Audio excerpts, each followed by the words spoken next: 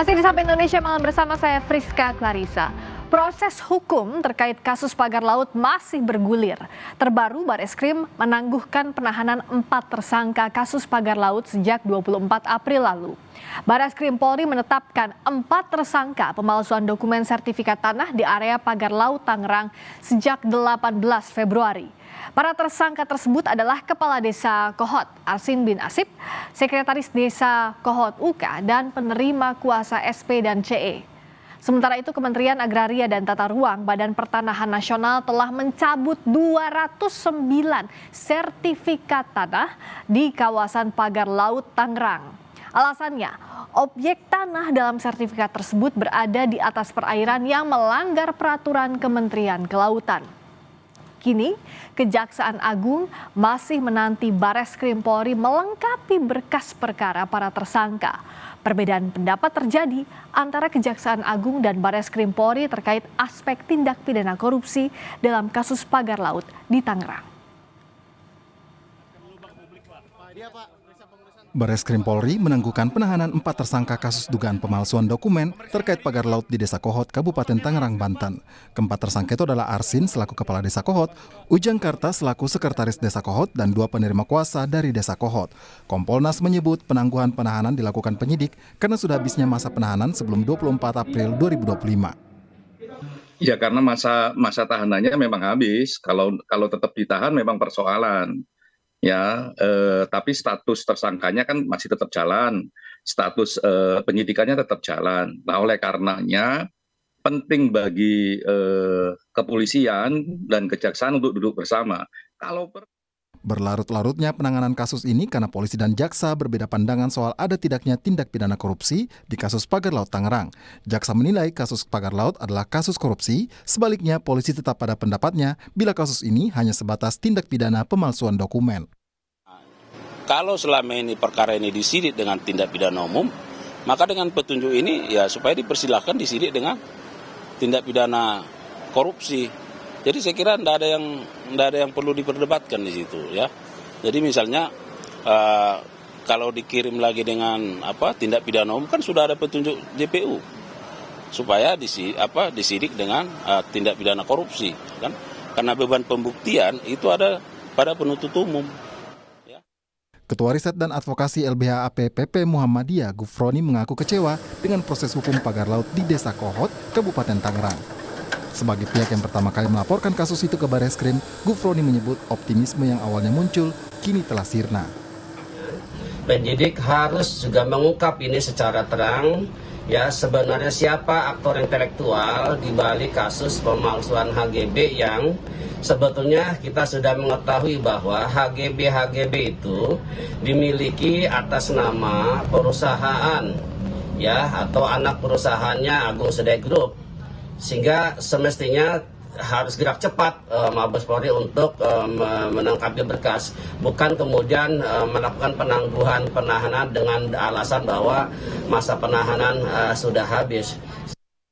Kementerian ATR Badan Pertanahan Nasional mendata ada 200 lebih sertifikat di Laut Tangerang, baik hak milik maupun hak guna bangunan. Meski kini, Kementerian ATR telah mencabut satu persatu sertifikat yang diketahui berada di wilayah laut karena cacat hukum. Sertifikat inilah yang kemudian diduga menjadi penyebab dibuatnya pagar di perairan Tangerang.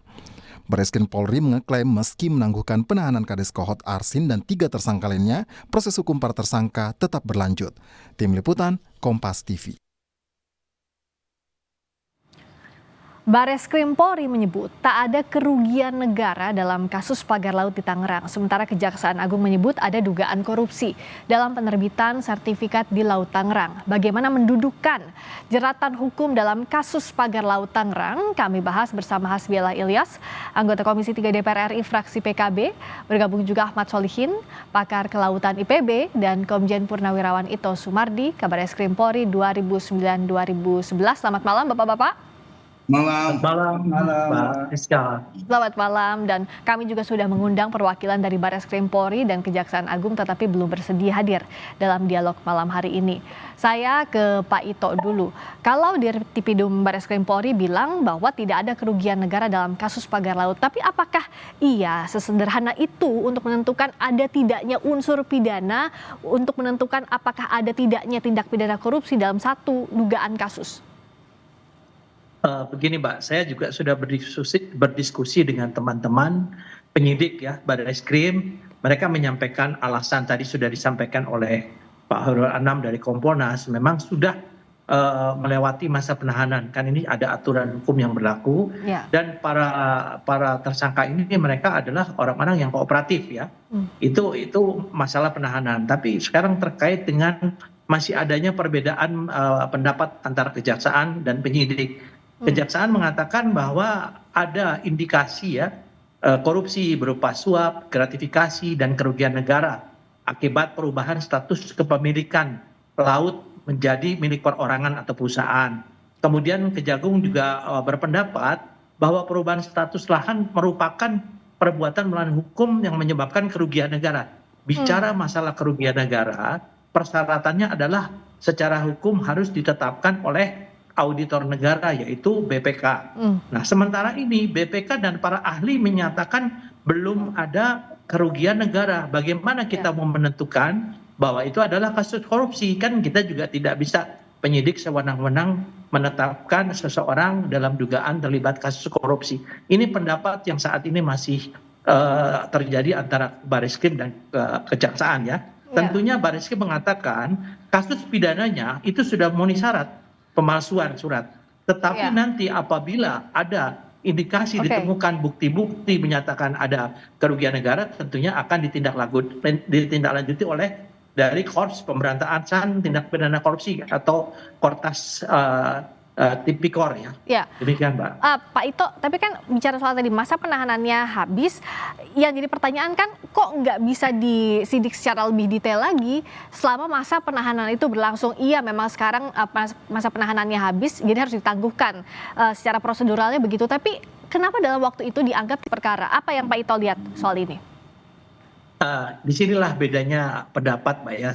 Bukan ada tindak pidana korupsi sehingga dari Bareskrim juga menunggang para ahli. Ahli juga mengatakan belum ada indikasi terjadinya tindak pidana korupsi. Nah, bagaimana kita harus memaksakan itu kalau bisa menyampaikan berkas tersebut dengan sangkaan bahwa terjadi tindak pidana korupsi? Itu yang mungkin saat ini membuat dari Bareskrim agak sulit. Tapi kalau untuk pemalsuannya mereka sudah siap Pak, dan sudah bisa diserahkan kenapa tidak pemalsuannya dulu mungkin dilaksanakan dulu, sementara kalau memang ditemukan adanya unsur tindak pidana korupsi yang dibuktikan dengan adanya pernyataan dari BPK terjadi kerugian negara, saya kira itu tidak ada masalah ya.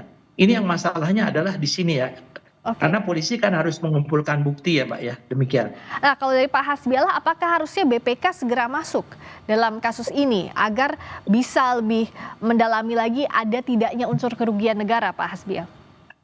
Begini Mbak Priska, menurut saya penahanan yang dilakukan oleh kepolisian itu memang sudah sesuai dengan aturan, yaitu pasal 24 dan 25 KUHP.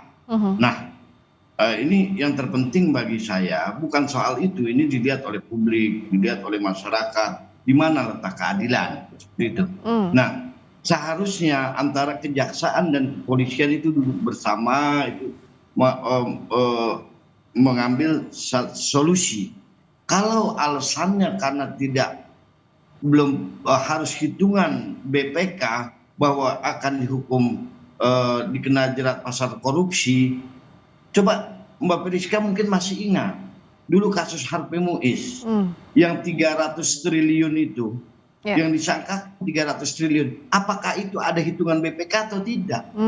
Kenapa kepolisian pada waktu kasus Harvey Muiz tidak menunjuk BPK, pada waktu kejaksaan tidak menunjuk BPK?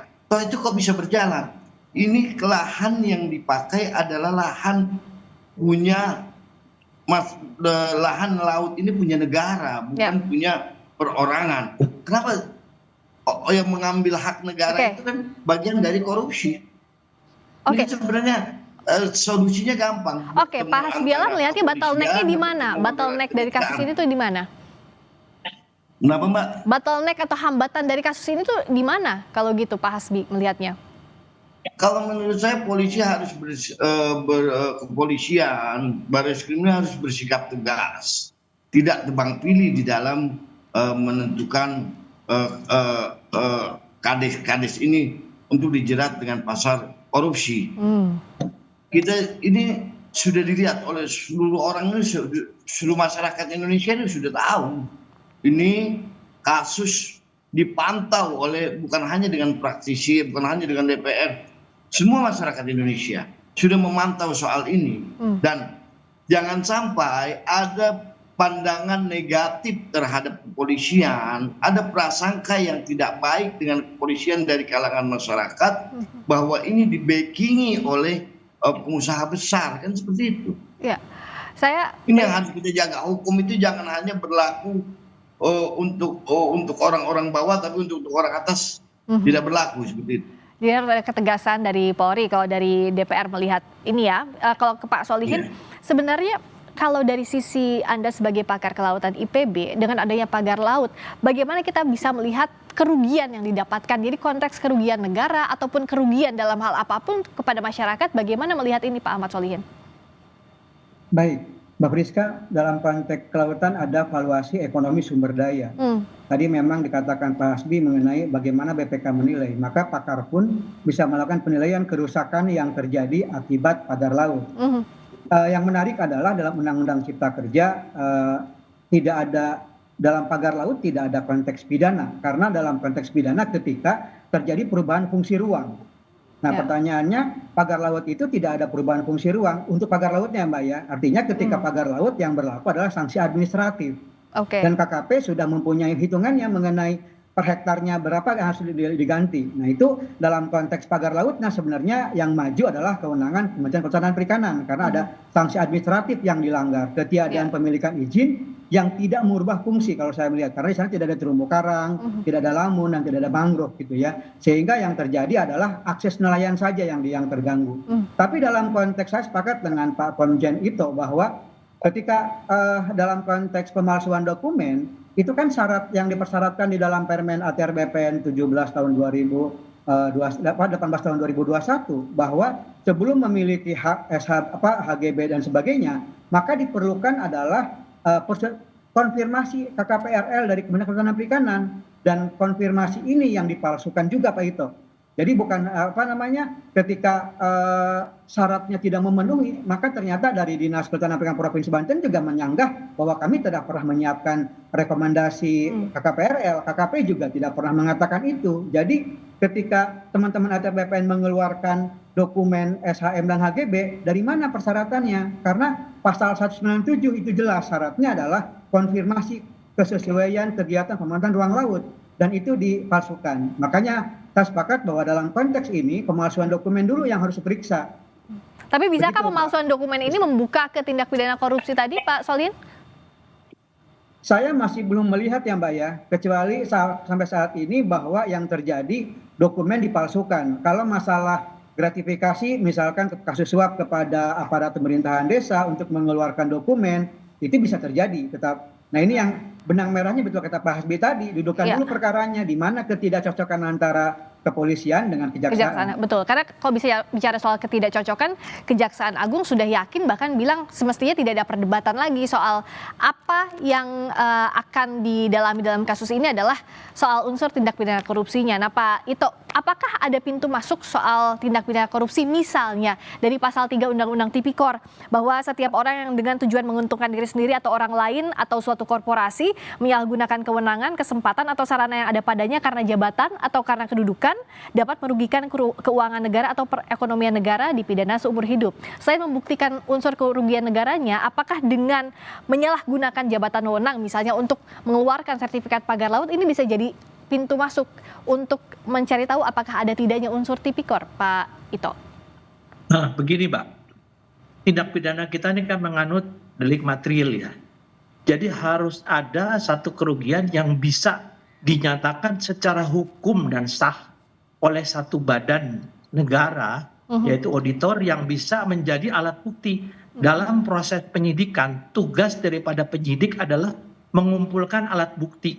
Nah, sekarang bayangkan kalau misalnya kita ajukan, katakanlah dari teman-teman kejaksaan mengajukan ke pengadilan, kemudian ditolak oleh pengadilan karena alat buktinya dianggap tidak memenuhi syarat atau tidak cukup, kan berarti ini menjadi masalah hukum lagi. Jadi menurut saya sependapat tadi dengan Pak Hasbinah ya, bahwa Pak Ilyas, kita memang mungkin langkah yang bisa kita lakukan melakukan semacam kerjasama ya. Jadi mungkin teman-teman dari Kejaksaan dengan Barreskrim bisa bersama-sama untuk melakukan satu upaya bagaimana memecahkan atau bisa memasukkan unsur pidana. Jadi kita tidak menunggu proses lagi, mungkin bisa mengundang BPK. Dari sana bisa diskusi lah dari BPK. Saya ingat waktu saya menangani kasus mafia pajak dulu ya, kita punya satgas dengan anggota Komisi 3 juga waktu itu ya Pak Catur. Kita juga bersama-sama menyatukan dari Kementerian Keuangan, BPK, kemudian Barreskrim, dan akhirnya kita bisa menyelesaikan permasalahannya itu dengan cepat dan juga sesuai dengan memenuhi ketentuan undang-undang yang berlaku. Jadi materialnya terpenuhi, demikian Mbak. Iya, karena kalau ego sektoral yang dikedepankan tentu nggak akan ada titik temunya begitu ya Pak Ito ya. Nah, dari DPR Komisi 3 Pak Hasbiallah, apakah ada rencana memanggil baik itu dari Kejaksaan Agung, Barreskrim Polri duduk bersama untuk mencari sebenarnya tindak pidana apa, unsur apa yang tepat untuk dibuktikan terkait kasus ini, Pak Hasbi? Saya rasa menurut saya tidak perlu dipanggil Pak, karena yang Mbak sampaikan tadi, tolong hilangkanlah ego sektoral masing-masing antara kepolisian dan kejaksaan. Kita ini kepolisian dan kejaksaan, kedua-duanya ini bekerja untuk masyarakat, untuk bagaimana di Indonesia yang kita cintai ini bersih dari korupsi, aman dari korupsi di masyarakat semua ya. Pandangan-pandangan masyarakat jangan sampai ego sektoral yang dikedepankan antara Kejaksaan Agung dengan kepolisian yang menyebabkan tidak kepercayaan publik kepada kedua institusi ini. Itulah harusnya mereka duduk bersama, saya ulangi lagi, duduk bersama membuat kesepakatan. Nah, siapa yang jadi penengahnya ini Pak Hasbiallah kalau Komisi 3 DPR nggak manggil? Tidak ada yang sulit, tidak ada yang sulit sebenarnya. Asal ada kemauan dari kedua belah pihak ini. Nah, penyidikan sudah 60 hari, dalam waktu yang sekian lama itu seharusnya ada koordinasi antara kejaksaan dan kepolisian. Iya, kan itu seharusnya, tapi pada praktiknya kita lihat belum ada sampai sekarang. Pak Hasbiallah, kalau Komisi 3 DPR tidak memanggil, apa yang akan dilakukan DPR? Oh, kita lihat prosesnya bagaimana, nanti kita akan pelajari. Setelah itu baru diskusi dengan kawan-kawan di Komisi 3 apa perlu dipanggil atau tidak. Kalau Pak Solihin lihatnya apakah perlu dipanggil, didudukan bersama dengan penengahnya Komisi 3 DPR RI? Karena kalau tidak, tentu tidak akan ada ujungnya. Ini yang mana yang akan diambil? Yang satu arahnya ke kanan untuk pemalsuan dokumen, yang satu sudah jelas misalnya ingin ke pembuktian unsur tindak pidana korupsi, Pak Solihin. Jelas, dalam konteks ini Mbak Priska, saya melihat bahwa peran DPR nampaknya perlu aktif ya Pak Hasbi, karena kalau misalkan tadi dibiarkan nampaknya kepolisian punya pandangan sendiri, kejaksaan juga demikian. Padahal jelas bahwa kita tahu bahwa dalam konteks ini saya sejak awal bahwa dalam konteks pagar laut memang tidak ada tindak pidana. Tapi dalam konteks pemalsuan, dalam konteks legalitas perizinan SHM dan HGB itu ada pemalsuan jelas, karena KKP dan DKP Provinsi Banten tidak pernah mengeluarkan rekomendasi. Sehingga kenapa bisa keluar? Nah, disitulah sebenarnya pintu masuknya. Jadi kalau memang masing-masing bersikukuh, diharapkan peran dari legislatif untuk menyelesaikan masalah ini, Pak. Apalagi kan Pak Ito, kalau kita lihat dalam kasus ini yang merasa dirugikan warga nelayan ini menyuarakan kekecewaannya saat ada penangguhan penahanan dan berharap sebenarnya ada transparansi dalam penanganan kasus pagar laut. Apa yang bisa dilakukan agar masyarakat, agar warga yang merasa dirugikan ini bisa dipenuhi juga haknya sambil kita menunggu kemana ujungnya kasus ini, Pak Ito? Iya, begini Mbak Priska, kita melihat dari aspek normatif ya. Kalau normatif itu kita kenal bahwa ada sistem peradilan pidana atau CJS, di mana polisi menyidik, jaksa menuntut, hakim mengadili. Nah Nah ini kan ada proses yang terpisah. Jadi kalau dikatakan ego sektoral mungkin saya kurang sependapat. Tetapi saya sependapat tadi dengan Pak Hasbi dan terutama Pak Solihin. Kalau memang mau menyelesaikan masalah yang sudah menjadi isu nasional, maka tentunya mungkin di sini peran Komisi 3 yang membawahi kepolisian, kejaksaan, bahkan bisa memanggil BPK, bisa juga mengundang dari ahli-ahli kelautan yang mungkin seperti Pak Solihin. Di sana dibicarakan, kemudian dibuat satu kesepakatan, sehingga merupakan satu konsensus yang harus dilakukan secara bersama-sama oleh DPR. Nah ini kembali kepada pengalaman saya waktu menangani kasus mafia pajak, Mbak. Mungkin ini yang terbaik ya. Mungkin Pak Hasbi nanti bisa memfasilitasi dengan teman-teman dari Komisi 3. Demikian, Mbak. Ya, karena kalau tadi dari pengalamannya Pak Ito saat mengatasi kasus mafia itu, kan artinya harus ada will. Siapa yang mau jadi inisiatornya begitu ya Pak Ito. Nah, inisiator itu adalah Komisi 3 DPR kalau menurut Anda. Iya, kan bagaimanapun juga Komisi 3 DPR adalah mewakili rakyat. Jadi kalau rakyat kecewa, marilah sekarang Komisi 3 ini kan bisa memanggil dengan pendapat, sehingga tidak lagi ada kesan adanya arogansi atau sektoral ya. Saya kira enggak juga lah, karena kita harus melihat dari aspek normatifnya. Bagi rekan-rekan kepolisian, Barreskrim juga ya malu juga lah Mbak, ini kan masalah masyarakat. Tetapi karena kita harus menegakkan aturan berdasarkan tadi delik material, yang seperti Pak Solihin katakan, kalau materialnya belum bisa terpenuhi, nanti bagaimana kita pada saat di pengadilan.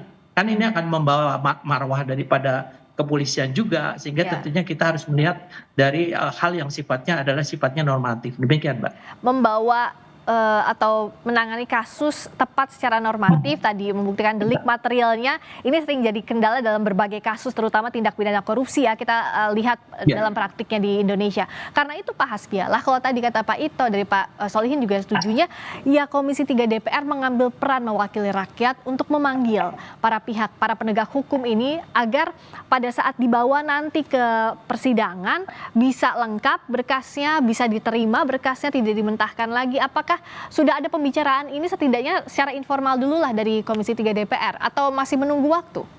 Apa yang ditunggu? Begini Mbak, memang di Komisi 3 ini kita selalu mendamaikan di waktu RDP dengan misalnya salah satu contoh kemarin belum lama itu sirkus dengan Taman Safari Indonesia, kita yang damaikan, alhamdulillah selesai. Kita lihat nanti perkembangannya bagaimana kasus ini di kepolisian dan di kejaksaan. Di kepolisian berjalan atau tidak. Jika tidak berjalan pasti akan dipanggil oleh Komisi 3 dan biasanya didamaikan seperti itu. Tapi kita tidak bisa Komisi 3 ini tiba-tiba langsung memanggil, tidak mempelajari dengan secara seksama. Kita akan pelajari secara seksama dengan kawan-kawan di komisi. Memang jika perlu dipanggil ya, kita panggil dan kita damaikan. Dan bukan hanya kasus ini, beberapa kasus banyak yang diselesaikan di Komisi 3. Jangan sampai ujungnya hanya sanksi administratif, tentu pembuktian hukumnya harus hati-hati, kita sepakat itu, tapi harus berjalan sampai tuntas, itulah yang dinantikan oleh masyarakat, sehingga Komisi 3 DPR tentu diharapkan untuk memantau kasus ini sampai mana, kalau ada bottleneck, ya penengahnya dari DPR untuk mewakili publik. Terima kasih. Biasanya seperti itu. Biasanya seperti itu dan semestinya seperti itu, kita tunggu Pak Hasbilah. Terima kasih banyak atas waktunya.